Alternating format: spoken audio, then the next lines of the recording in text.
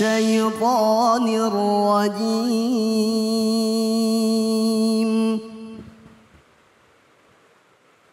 بسم الله الرحمن الرحيم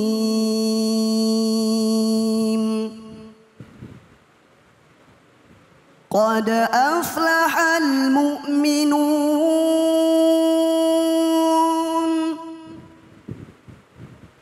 الذين هم في صلاتهم خاشعون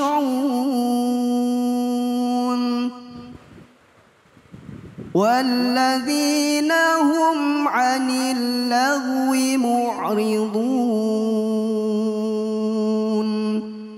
صدق الله العظيم.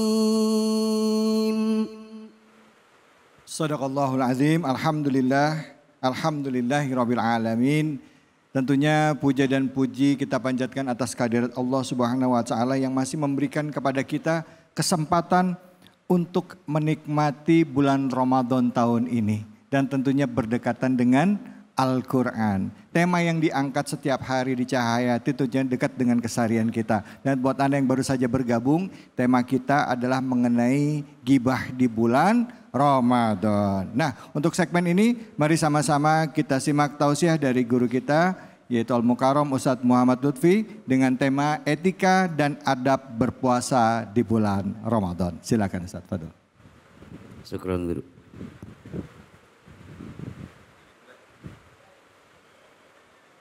Assalamualaikum warahmatullahi wabarakatuh. Waalaikumsalam warahmatullahi wabarakatuh. A'udzu billah. Bismillah. Alhamdulillahilladzi anzalal Qur'an hudal linnas wa bayyinatin minal huda wal furqan. Asyhadu an la ilaha illallah wahdahu la syarikalah wa asyhadu anna Muhammadan abduhu wa rasuluhu la nabiyya ba'da amma ba'du. Pemirsa Cahaya Hati Indonesia iNews TV dimanapun Anda berada, juga jamaah ibu-ibu Masjid Al-Hikmah yang mudah-mudahan Allah limpahkan keberkahan. Amin. Gimana kabarnya ibu-ibu, sehat? Alhamdulillah. Kayaknya lemes-lemes nih. Efek dari berpuasa. Bicara Ramadan adalah ada ibadah puasa yang dari 2 bulan sebelumnya kita sudah meminta sama Allah. Bahkan Nabi menganjurkan ketika masuk bulan Rajab, Nabi berdoa, apa doanya? Allahumma barik lana fi Rajab wa Sya'bana wa balighna Ramadhana wa hasil maqasi. Apal ibu, apal? Hafal. Yang hafal-hafal, yang kagak-kagak nggak apa-apa dah. Allahumma ya Allah, barik lana, berkahkan kami fi Rajab, di bulan Rajab, wa Sya'bana, dan bulan Sya'ban, wa balighna Ramadhan, dan sampaikan usia kami, umur kami, berikanlah kami kesempatan supaya kami bisa beribadah di bulan Ramadan. Kenapa? Karena di Ramadan ada ibadah yang sangat spesial. Di bulan itu Allah limpahkan berbagai pahala, Allah turunkan rahmat, maghfirah dan barokah. Amin. Akan tetapi untuk menggapai daripada kesempurnaan Ramadan, di samping kita harus tahu ilmu Ramadannya, syarat wajibnya, rukunnya, yang membatalkannya, kita juga harus tahu di antara adab etika ketika kita berpuasa di bulan Ramadan. Jangan sampai kita berpuasa tetapi karakter kita tidak mencerminkan orang yang berpuasa. Betul? Banyak yang kayak gitu, banyak Bu. Banyak. Siapa? Ya kita. Apa yang harus kita jaga di antara adab etika? Di dalam kitab Risalatul Mu'awanah, pengarangnya yang bernama Sayyid Abdullah bin Alawi Al-Haddad. Yang pertama, adab yang harus dijaga ketika kita berpuasa di bulan Ramadan, maka kita harus menyegerakan ketika sudah yakin datang waktu berbuka puasa. Jadi kita harus persiapan. Tapi Ustadz kayaknya kalau masalah kayak gini udah jangan diajarin lagi, udah pada jago-jago ya. Biasanya kalau ibu-ibu Ustadz kayaknya dari jam 4 udah mulai itu. Masak, jam 5 udah persiapan. Maghrib yang gak biasa ditungguin. Yeah. Habis apalagi kalau puasa pertama lah jam 3 udah pada oleng. Ke dapur lihat Mama Lemon udah kayak Marjan ya. Lihat kecoa udah kayak kurma kan. Ketika datang bulan Ramadan, maghrib ditunggu. Kita menunggu pas datang buka puasa. Memang ini disunahkan oleh baginda Nabi Muhammad Sallallahu alaihi wasallam. Nabi Muhammad mencontohkan yang diriwayatkan dalam hadis At-Tirmidzi, bahwasanya Nabi berbuka, yang pertama Nabi selalu berbuka dengan rutob. Apa itu rutob? Kurma basah.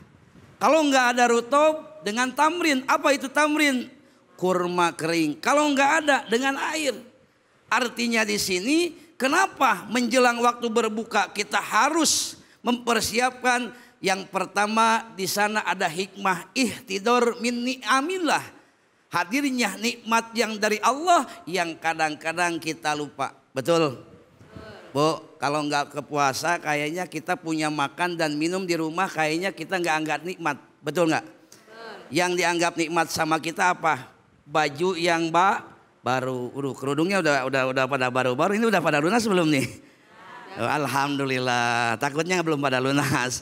Biasanya kan kita yang dibilang nikmatnya bajunya baru, suaminya banyak duit, dompetnya banyak duit. Baru apa? Baru nikmat. Padahal air seteguk yang kita lupakan ini nikmat yang dari Allah yang harus kita syukuri. Ketika keringnya kita menahan lapar dan haus, tiba-tiba datang waktu maghrib, ya Rabb, alhamdulillah kau berikan air yang sangat luar biasa, bisa melemaskan badan, bisa menutup hausku dan laparku tertutupi. Makanya yang pertama adabnya dijaga, yaitu kita bersegera, ketika kita berbuka puasa. Yang kedua adabnya dalam kitab Risalatul Mu'awanah, yaitu mengakhirkan sahur. Jadi sahur itu kita harus bangun. Nabi mengatakan tasaharu fa inna fiha barokah. Sahurlah kamu sekalian, maka di dalam sahur itu ada keberkahan. Kenapa? Di dalam waktu sahur Allah mengajarkan kita yang 11 bulan kita nggak biasa bangun sebelum subuh. Pas Ramadan kita belajar, betul? Kira-kira bangun sebelum subuh, ibu-ibu yang solehah ini berat apa kagak? Berat ya, berat apa kagak? Kita biasanya sering bangun subuh itu kadang-kadang kita sholat tahajud. Tapi kebanyakannya daripada tahajud kita bangunnya cuman kencing doang. Betul nggak? Habis kencing kita, habis kencing kita pakai celana, masa nggak jalan kaki? Ini maaf. Ramadan itu istimewa. Kita diajarkan biar kita bisa menghargai 1/3 malam. Makanya ada jarak yang dilakukan oleh Nabi. Jaraknya apa? Yang dilakukan oleh Nabi. Nabi biasa bersahur lihomsina ayat 50 ayat Al-Quran sebelum menjelang subuh. Kita akhirkan. Buat apa? Hikmahnya buat menjaga stamina. Yang ketiga apa? Kita juga harus menjaga adab dan etikanya, yaitu perkara yang akan membatalkan pahala. Ada yang membatalkan puasa, tapi ada yang membatalkan pahala. Nabi mengatakan, kam min shaimin laisa lahu min siyamihi illa al-ju'al atas. Pemirsa, Bu, hati-hati. Nabi mengatakan begitu banyak orang umatku berpuasa tetapi tidak mendapat pahalanya, hanya mendapatkan dahaga dan lapar. Mana di antaranya ketika berpuasa kita tidak bisa menjaga mata. pandangan kita. Yang kedua, kita tidak bisa menjaga lisan. Maka di antara yang akan membatalkan pahala puasa, yang pertama, homsatu asya'atuh bitusaum aitub tilu sawabuhu. 5 perkara yang akan membatalkan pahala puasa. Hati-hati nih. Yang pertama apa? Al-kidbu, berbohong. Hati-hati. Jangan kita berbohong. Maka bohong itu kita harus jauhkan. Sekali berbohong, nanti akan terus berbohong dan berbohong untuk menutupi kebohongannya. Maka kata Nabi, iyyakum wal kidib, fa innal kidib yahdi ilal fujur, wa ilal fujur yahdi ilan nar. Na'udzubillahi min. Yang kedua apa? Wal ghibah. Nih, kita kadang-kadang gak rasa saumnya kuat, puasanya dari subuh sampai maghrib, cuma ngomongin orangnya. Wow. Baru bangun udah ngomongin orang, ketemu lagi udah ngomongin orang, di pasar belanja ngomongin orang lagi. Ini ghibah juga sama, mengurangi pahala puasa. Kita harus jaga. Terus yang ketiga apa? Wan namimah. Apa namimah?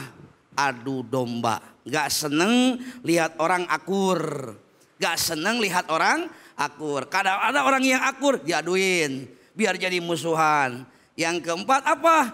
Wal yaminul ghamus. Hati-hati, bersumpah palsu. Biasanya dipakaikan buat apa? Ketika kita jual beli nih. Apalagi kalau di sini ada yang pedagang. Pemirsa ada yang menjadi pedagang. Hati-hati jangan pakai sumpah palsu. Ini harganya berapa? Wah itu sumpah, wah dipakai. Ini dari sononya segini. Wah segini berat. Wal yaminul ghamus. Hati-hati. Itu mengurangi pahala puasa. Yang kelima apa? An-nadru bis syahwat. Yang kelima, di antara yang akan membatalkan pahala puasa adalah dengan apa? Mata kita, pandangan kita melihat dengan syahwat. Termasuk kepada suami kita ketika Ramadan Allah ajarkan.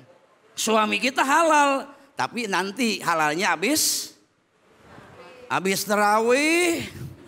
Masa habis maghrib buka sama suami? Mungkin itu Ustaz. Oke baik, alhamdulillah. Terima kasih banyak Ustaz. Ibu silakan, siapa yang mau tanya? Ya langsung Ibu. Ya. Assalamualaikum warahmatullahi wabarakatuh. Waalaikumsalam warahmatullahi wabarakatuh. Nama saya Ibu Roana dari Majelis Taklim Al-Hikmah, Cibitung, Bekasi. Gini Pak Ustadz mau tanya, bagaimana caranya kita membantu orang-orang yang masih bergibah untuk berubah? Ya, oke, makasih banyak Ibu. Silakan Ustadz. Pertanyaan yang sangat menarik ya. Bagaimana caranya kita membantu orang biar berhenti bergibah?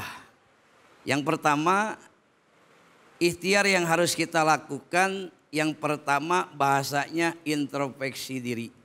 Karena setiap kita manusia tidak mungkin kita ada kata sempurna. Pasti kita punya kekurangan, punya majiah, punya kelebihan. Kekurangan adalah aib.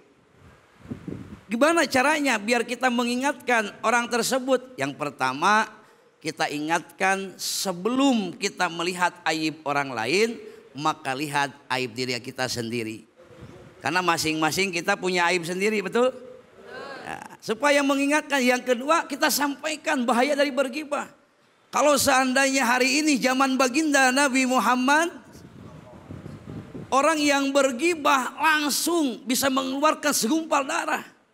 Pada saat baginda Nabi ada 2 wanita sedang bergibah. Saat itu kata Nabi apa? Hei, tolong muntahkan. Muntah seketika. Ya Allah, andai kata kalau seandainya saat ini ada yang seperti itu, kira-kiranya ada yang berani bergibah enggak? Tiba-tiba memuntahkan darah, ada yang berani bergibah enggak? Enggak ada. Makanya ini kita harus sampaikan. Yang paling bahaya, di dalam satu hikayat ada yang dikatakan Nabi pernah bertanya kepada sahabat, tahu nggak orang yang muflis? Maka sahabat bertanya, ya Rasulullah apa itu muflis? Orang yang bangkrut. Kata sahabat berjawab, orang yang bangkrut itu kalau di alam dunia yaitu yang nggak punya harta, yang habis harta bandanya.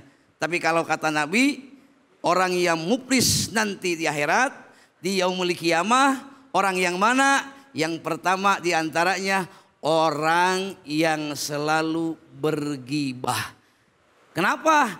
Karena hartanya, karena pahalanya, karena kebaikannya diberikan kepada orang yang kita omongin. Na'udzubillahi min zalik. Baik, terima kasih banyak Ustadz.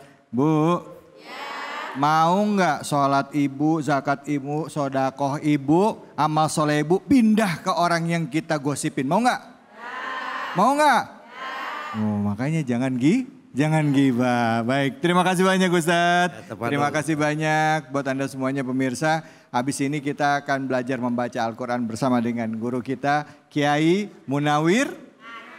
Munawir Haji. Hanya di sini, di Cahaya Hati Indonesia.